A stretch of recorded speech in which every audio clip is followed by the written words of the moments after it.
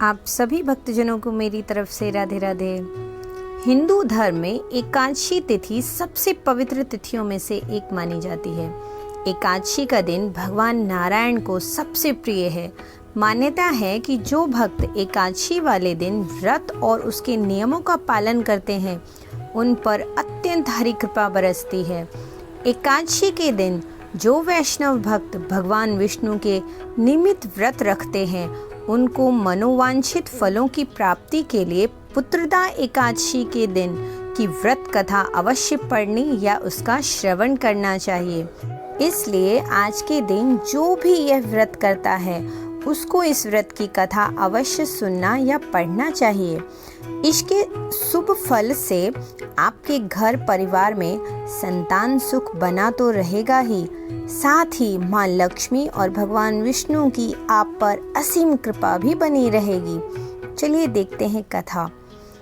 पौराणिक कथा के अनुसार एक समय की बात है जब भद्रावती नगर में एक सुकेतु नाम का एक राजा राज्य करता था।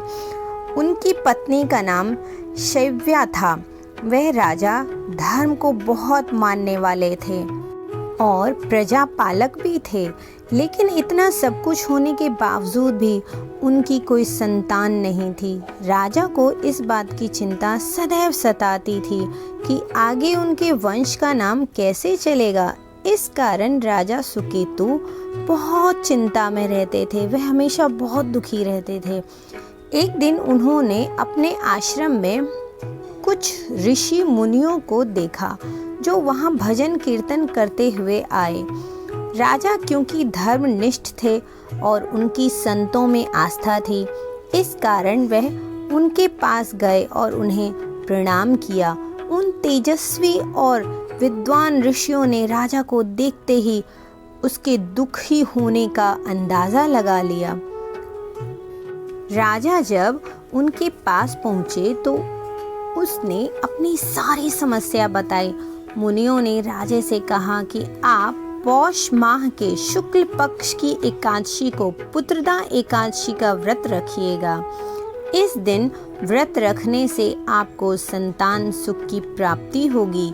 वैसे तो हमारे हिंदू धर्म में इस महीने कोई भी शुभ कार्य करने के लिए मना किया जाता है, वर्जित है, लेकिन कहते हैं कि जो बहुत ही ज्ञानी ऋषि मुनि सब हैं कि भगवान की भक्ति के लिए इससे अच्छा अवसर और कोई शायद ही होता होगा।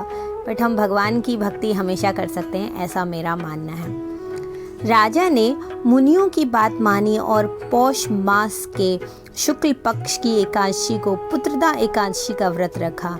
व्रत के बाद राजा सुकेतु ने भगवान विष्णु की पूजा अर्चना की और उन्होंने पुत्र प्राप्ति का वरदान मांगा।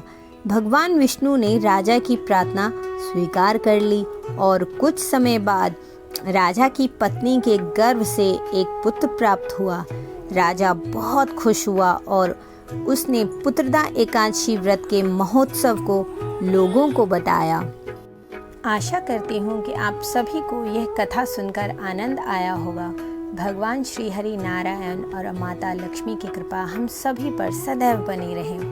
मेरे साथ बने रहने के लिए प्लीज़ चैनल को सब्सक्राइब, वीडियो को लाइक और शेयर ज़रूर कर दीजिए। मेरी ओर से आप सभी को राधे राधे।